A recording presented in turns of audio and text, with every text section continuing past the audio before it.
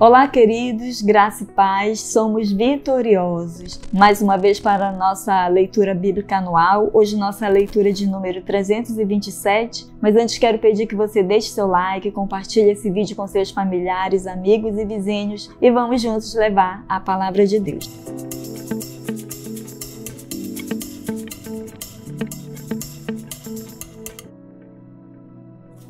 Aqui no Salmo 139, segundo alguns teólogos, com uma das maiores contribuições que se refere à onipotência e à onisciência de Deus, um dos salmos mais importantes do rei Davi. Aqui ele demonstra toda a sua intimidade que ele tinha com o Senhor, essa proximidade. Aqui no verso 4 ele fala: sem que haja uma palavra na minha língua, eis que o Senhor tudo já conhece. Ele sabia que o Senhor conhecia o seu coração, conhecia o seu interior, então não tinha nada como ele ocultar. Aqui no verso 7 ele fala: para onde me irei do teu espírito, ou para onde fugirei da tua face? Isso demonstra a onisciência e a onipresença de Deus. E Davi declara isso aqui com grande sabedoria, essa majestade do Senhor de conhecer e de saber tudo sobre nossas vidas, de conhecer o nosso sentimento, o nosso coração. E quando nós vamos aqui para o verso 23, Davi sabia que o Senhor poderia o sondar. E ele fala: sonda-me, ó Deus, e conhece o meu coração.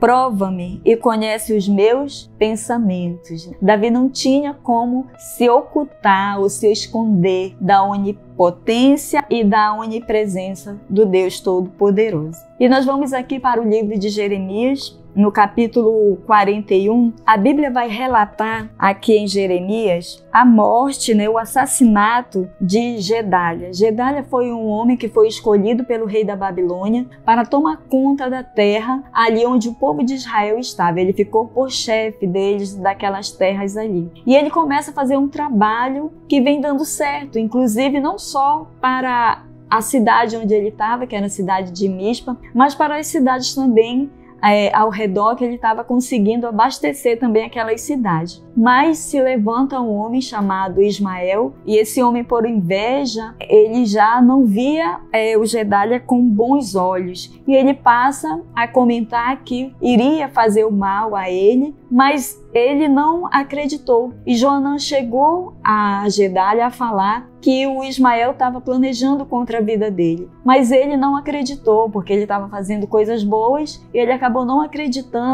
no que Joanã estava falando. E quando Ismael foi, ele acabou assassinando Gedalias. E aí lá ele, além de Gedalias, ele feriu muitos judeus. Ele massacrou mais 10 homens e ele matou esses homens e acabou jogando esses homens num poço. E aí ele levou o restante do povo preso, ele levou o povo, ele só deixou 10 homens que ele encontrou no caminho, porque esses homens levavam algumas mercadorias e ele acabou liberando eles. Mas Joanã, vendo todo esse mal que Ismael tinha feito, ele foi à captura de Ismael, mas não conseguiu pegá-lo e ele acabou fugindo, A Bíblia relata que ele acabou fugindo com mais outros homens. 8 homens escaparam, na verdade, da mão de Joanã. E aqui no capítulo 42, o restante do povo que ficou chegaram a procurar o profeta Jeremias e pedir a ele que ele intercedesse pelo povo diante de Deus, porque eles estavam perdidos, não sabiam o que fazer, não sabiam se continuavam na terra ou se iam para o Egito. E o profeta se propunha a interceder pelo povo, e ele vai interceder pelo povo. E a Bíblia diz que depois de 10 dias o profeta veio com a resposta. E o povo tinha dado a palavra a Jeremias que qual fosse a palavra do Senhor, tanto de sim como de não, eles iam obedecer. E a palavra do Senhor chega ao povo depois de 10 dias, falando que eles não saíssem da cidade, que eles ficassem ali, que eles continuassem a viver naquele lugar, que edificassem casas, porque ali naquele lugar o Senhor seria com eles e o Senhor os abençoaria. Mas se eles desistissem de ficar ali naquele lugar, desobedecendo ao Senhor, e eles mesmos fossem procurar os seus caminhos, o Senhor os deixaria terra e em qualquer lugar que eles chegassem, eles seriam motivo de maldição naquele lugar. Então, a palavra do Senhor é que eles não saíssem, não fossem para o Egito, que era o local que eles estavam pretendendo ir, mas que ficassem ali naquela terra onde o Senhor tinha determinado que o Senhor seria com eles, que o Senhor os abençoaria ali naquele lugar. Mas se desobedecesse ao Senhor, partindo dali, o Senhor simplesmente os faria com que onde eles chegassem não houvesse prosperidade.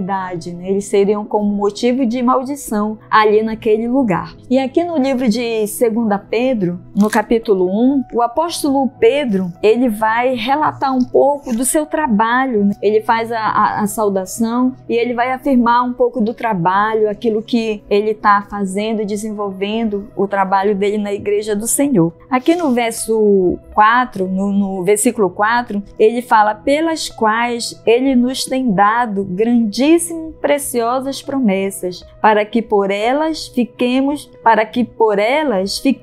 participante da natureza divina, havendo escapado da corrupção que pela concupiscência há no mundo. Como se o Senhor tivesse separado agora esse povo para que ele prosseguisse no caminho do Senhor e continuasse obedecendo. E aqui no verso 8 ele fala: porque se em vós houver a abundância, estas coisas não vos deixarão ociosos, nem estéreis no conhecimento de nosso Senhor Jesus Cristo. Paulo estava incentivando, o apóstolo Pedro estava incentivando o povo a permanecer ali, procurar levar a palavra de Deus, procurar se manter ali firme no caminho do Senhor, para que eles viessem também ser grandemente abençoados. Aqui no versículo 17 ele fala: porquanto ele recebeu de Deus Pai honra e glória, quando da magnífica glória lhe foi dirigida a seguinte voz: este é meu filho amado, em quem me tenho comprazido. Então o Senhor está aqui se alegrando do Senhor Jesus, e o apóstolo Pedro está incentivando o povo a se voltar para o Senhor, a obedecer a palavra de Deus. Aqui no versículo 20 ele fala: sabendo primeiramente isto, que nenhuma profecia da Escritura é de particular interpretação, porque a profecia nunca foi produzida por vontade de homem algum, mas os homens santos de Deus falaram inspirados pelo Espírito Santo. O apóstolo está dizendo que a palavra é a verdade, que a palavra do Senhor é a verdade